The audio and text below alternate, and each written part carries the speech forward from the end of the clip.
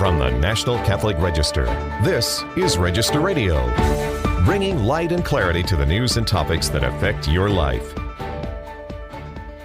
Who are the patron saints of Catholic tech bros? It's a question of increasing relevance and importance. This week on Register Radio, Register staff writer Jonah McKeown talks about the thinkers shaping the Catholic response to AI. And Register senior writer Zelda Caldwell joins us to describe her profound spiritual journey on the Camino. Hello, I'm Matthew Bunson, Vice President, Editorial Director of EWTN News and host of Register Radio. My co-host, regular, Shannon Mullen, Editor-in-Chief of the National Catholic Register, is away this week. Well, as Catholics continue to respond, and have been responding now in recent years, to the rise of artificial intelligence, or AI, they're turning to the writings and the thought of great and venerable Catholic thinkers and philosophers for guidance on how to assess, how to respond to it, and how to deal with the colossal period of change. A couple of key names seem to come up again and again as helpful guides for the current AI moment. Jonah McKeown has been exploring these great minds, as he has been reporting for the National Catholic Register for some time now on AI, what they can teach us about the human person, technology, and the challenges of today. Thanks for coming back, Jonah. Thanks for having me. Well, it seems as though every week or so there's some new fascinating development in the world of AI. I guess I'd like to start with one of those sort of table-setting questions for our audience about, with all of the developments in recent months, in your assessment, where are we with the Catholic response to AI?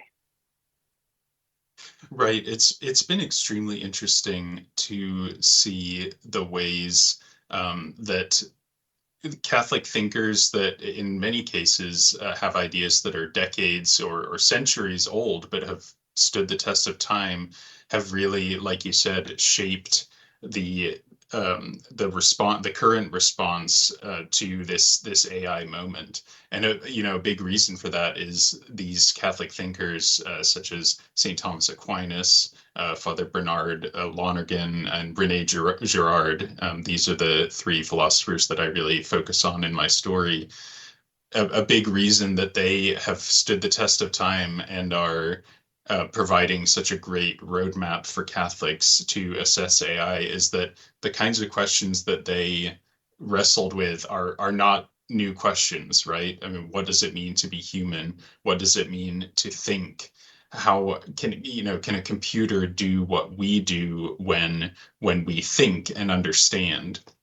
And so that really, those kinds of questions have really marked a lot of the Catholic response to AI, because, as Catholics, we want to know what a thing is, and not just how to respond to it. And so it's easy to ask, well, AI can do all these things, how can we put it at service of the church? What are the bad ways to use it that we should avoid?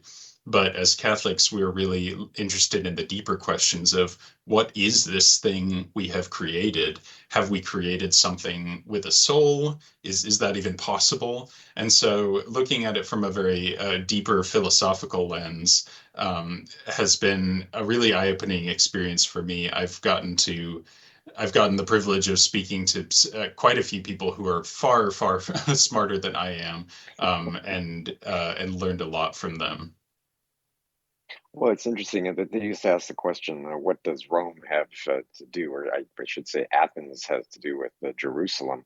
I guess we can now ask the question, what does Silicon Valley have to do with Rome?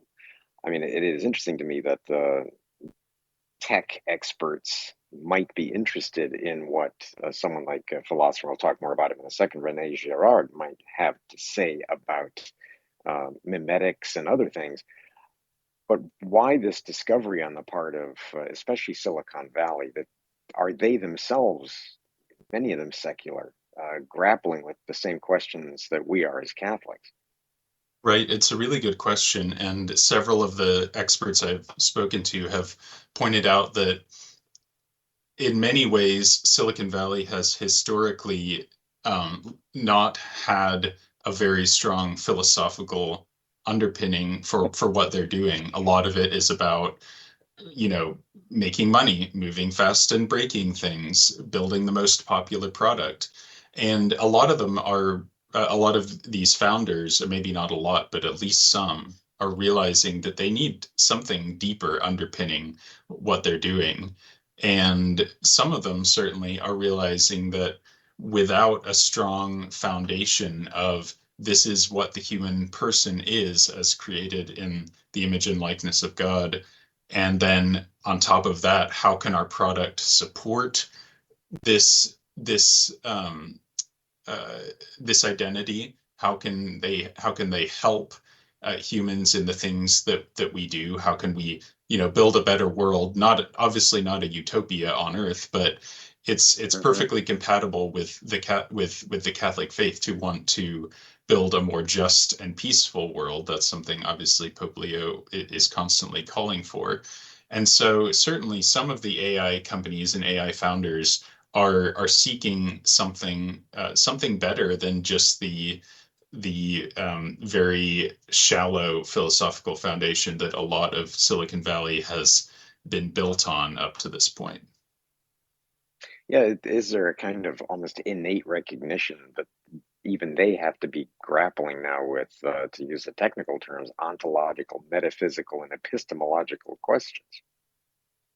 Right. It's perhaps not innate and not inevitable, but I think it's really a testament to the church's engagement with this sector. I mean, in recent years, under Pope Francis and now under Pope Leo, the church has really gone out of its way to make gestures towards Silicon Valley and towards kind of the tech world, to encourage them, in many ways, just to like I was saying, build kind of a basic ethical foundation for what they're doing, and not simply just chase profits and chase growth. Right.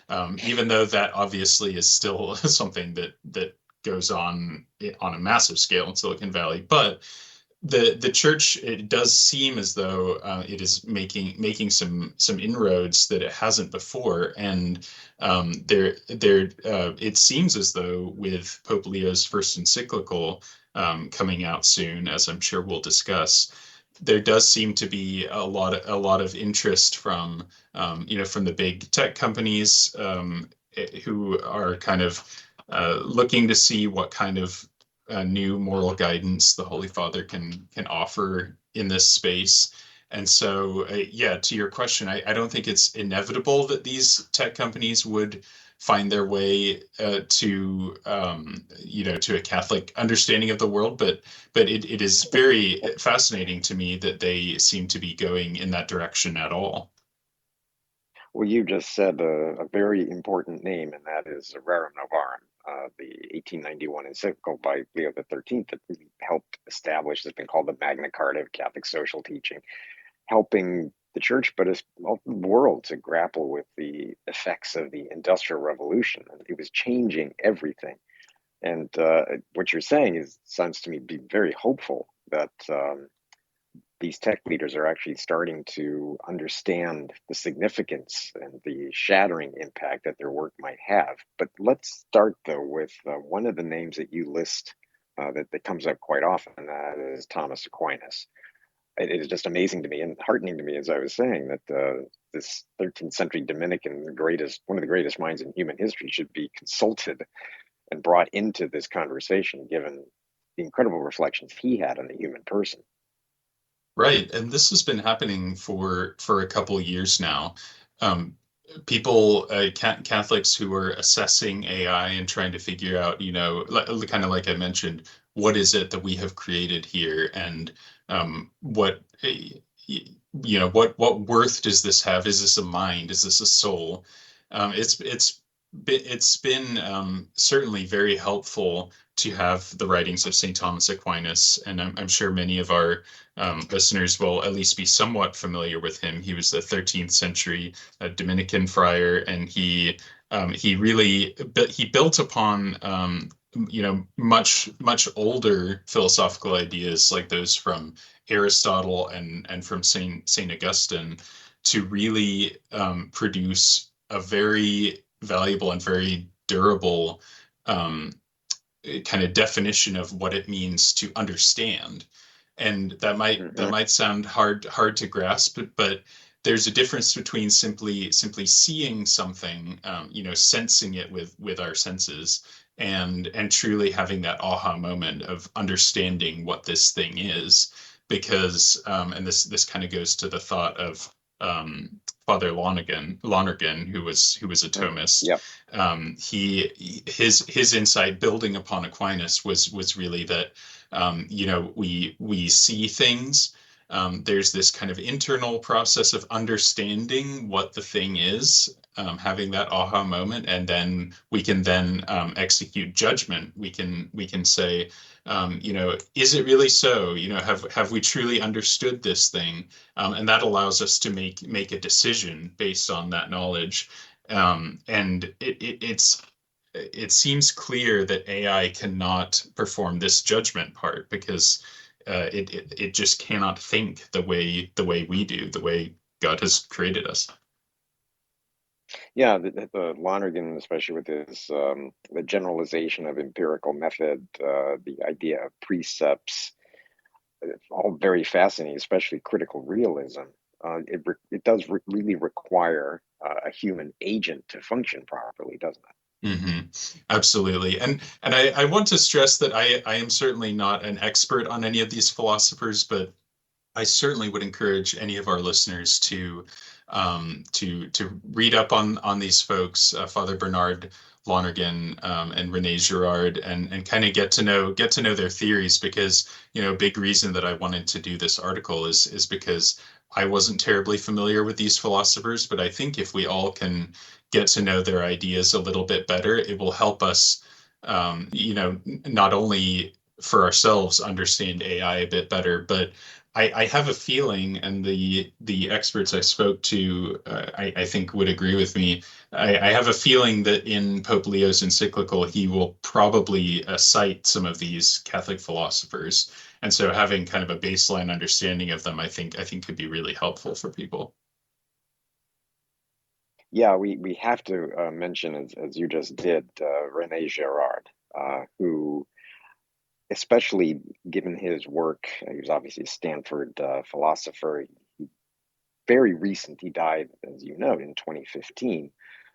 But his work focused on desire, on mimetics, and the world that we create around ourselves. That seems to me to be really crucial in any discussion about AI and sort of the thought bubble that so many of us live in. Right, absolutely. And Girard, as you mentioned, he passed away only in 2015, so he really kind of saw the rise of social media. He saw it firsthand because he was at Stanford University in California. And it's interesting because, Rene Girard has kind of built up kind of a fan base in Silicon Valley. There are certain kind of figures in the tech world that are very attached to his ideas. And as you mentioned, his work really focused on the nature of desire, why we want what we want. And his kind of central theory, as you mentioned, is that desire doesn't just kind of come from nowhere. It's very much, the term he used was mimetic, which means that we see what other people want and we tend to catch that, like almost like a contagion. The classic example is the toddlers playing in a room. One of them is playing with a certain toy, and then suddenly all the toddlers want that toy. And so this was kind of a central theory of his that is fairly simple and simple to understand, in the sense that it can be stated quite simply, but it's a very insightful theory that kind of explains a lot of the ways that social media has taken over our world, and the way that this applies to AI, I think, is that, and this was pointed out to me by one of the experts I spoke to, that AI is kind of the perfect mimetic invention. All it can do is imitate. It can't actually create anything new.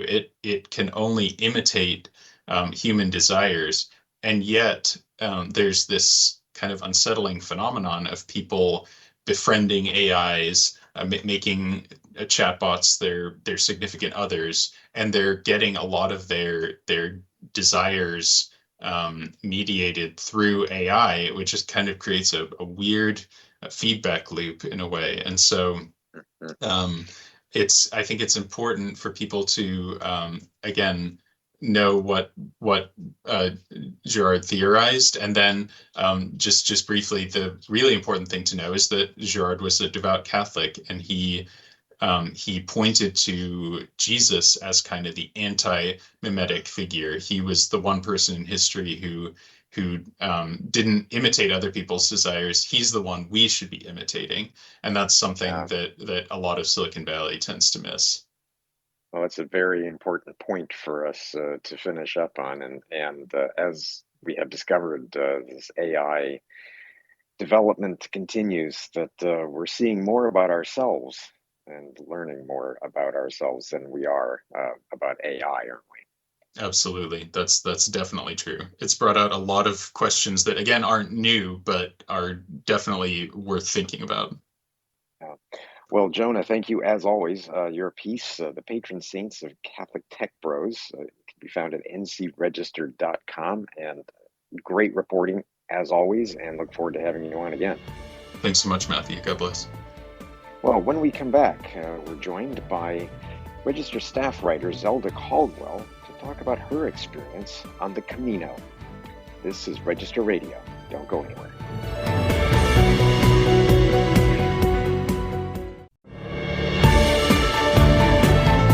Let's return to Register Radio on EWTN. Welcome back to Register Radio. I'm Matthew Bunson, flying solo this week as Shannon Mullen is taking a break. Well, all of us have dreamt or thought about or contemplated possibly doing the Camino, the magnificent pilgrimage to the Camino de Santiago in Spain that stretches for miles and miles. I am delighted to say that one of our great writers for the National Catholic Register, Zelda Caldwell, recently took and did the Camino. And her piece, My Camino, I Spent 5 Days in Prayer and Reflection, is a perfect segue to talking about the Camino, but more importantly, what it can do to you. Zelda, welcome back. Glad to be here. Thank you. And thanks for your kind words. Well, you, as you write in your piece, you had been thinking about doing the Camino, but you had first learned about the Camino from, you said, a novel from about 30 years ago by David Lodge. I love the fact that you don't recommend the book because, as you put it, you don't remember much about it and you expect it was hardly orthodox in Catholicism. But that to me is a perfect microcosm of people have this image, Catholics, non-Catholics, of the Camino, and there is something really profoundly drawing about it, isn't it? Yeah, I think so. I think, in fact, I just learned that about 50% of the people who walk the Camino aren't doing it for spiritual reasons. But I suspect there is something, even if they're not Catholic, there's something that's drawing them to it that is spiritual. It is a quest to find meaning in their lives. And I really don't know what it is about the Camino, but when you learn about it, you think this could be the thing that like unlocks it for me. I think it's almost a universal sense of that. Well, the idea of a pilgrimage, of a journey, many people, as you say, start off not necessarily thinking of it as a spiritual exercise. But if you're doing the Camino, there is inevitably going to be a Catholic component because of where you stop, right? I think so. But I have heard, I went on my 5-day Camino, which is very short in terms of like, I mean, you can go for 6 weeks. You can go from anywhere. You can walk across Europe to do it. But mine was just 5 days, and I went with a Catholic parish. But I wanted to go with the parish because I really was worried there wouldn't be the sense that it was a religious pilgrimage unless there was a priest and mass and things like that. And I have heard that it is possible to go and just miss all of that. And because, you know, it's fun. You go and you walk and you stop at cafes and bars and you have a coffee or a beer, and you could miss the Catholic element of it. So I think if you're not going with a priest, you might want to see when the masses are being celebrated in the various towns where you're going, and try to, time it so you can catch those. Or just be intentional about it and say, I'm not gonna talk the whole time. I'm gonna pray part of the time, or I'm gonna pray the rosary, or it is what you make it. Yeah, so you went, as you write in your great piece, along the Camino Inglés, the English way. So this is, as you say, the shortest complete route to Santiago de Compostela. And you also make the note that this was originally traveled by pilgrims who had sailed to Galicia from the British Isles during the Middle Ages. So were you, as you were embarking on this and doing this, did you feel connected to those pilgrims from previous centuries? I mean, in a sense, I did, because they still have, these crosses, these great crosses. They must be like 20 feet high, these stone crosses from the 15th century. And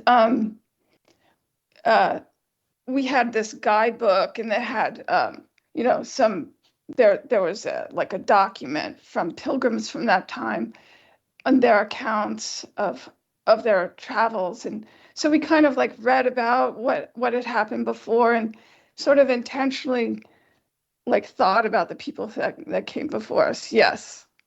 In that sense, yes.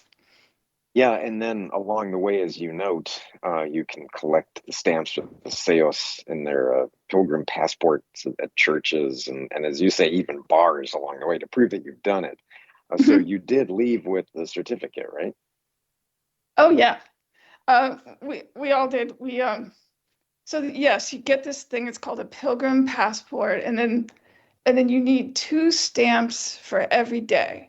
And so it became, I mean, in a way it's like, it felt like a little bit childish. Like everyone's like, oh, they have stamps. And so you'd like run across the street to the bar or whatever and buy a cup of coffee and get the stamp. And at the end, one person took all of our passports and went to this office. It's a very, it's a serious office that's part of the cathedral in Santiago, and they review the stamps. And someone told me that one time they saw them do this, and they're very serious about it, like turning it over, reading it. It's not just like a, rubber stamp. It's not just like, they don't just like say, oh, that's fine, this is just for tourism. They take it very seriously. Yeah, and you make an important point that it's for those who are there for religious reasons. So you note that the certificate is awarded by the Santiago de Compostela Cathedral to pilgrims traveling the Camino, as you write, for religious reasons.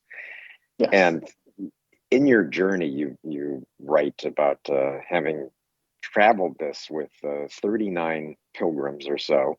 You said you ranged in age from 1 to over 70. Yes. And yet you all had that one thing in common of making this journey. That's right.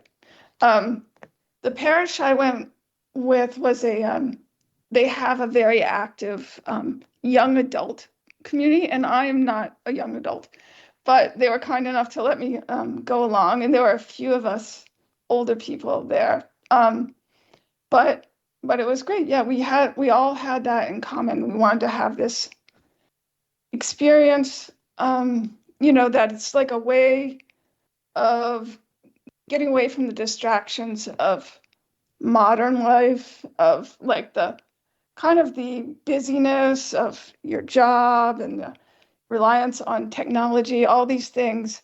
But to be in community and in solitude and do something religious, it's like all the things sort of come together.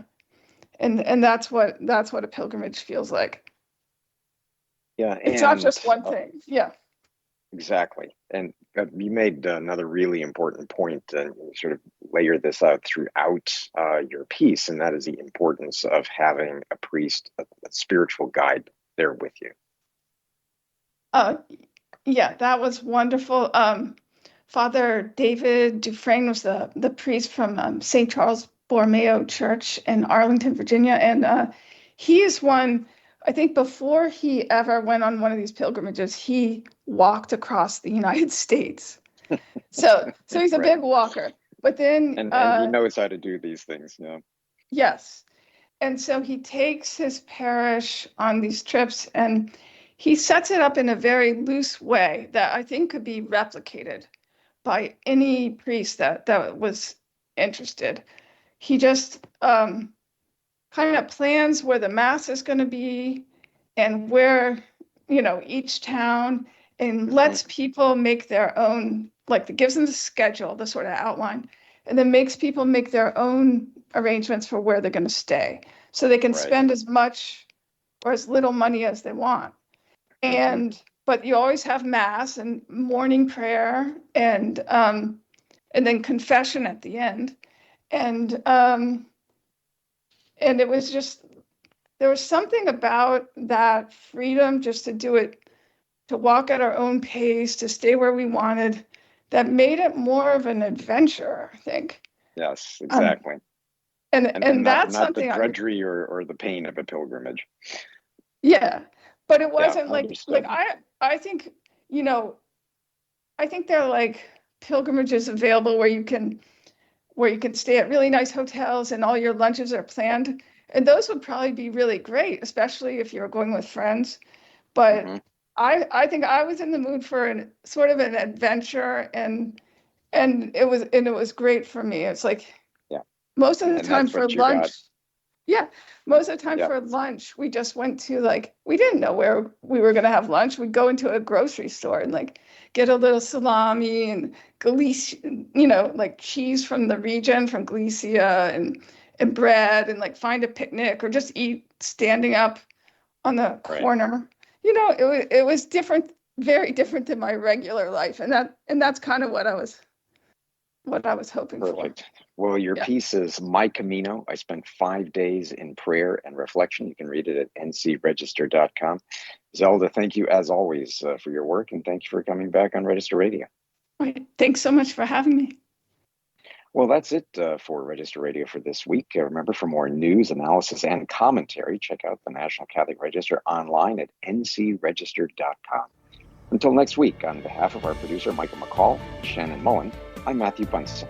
Please take care and God bless.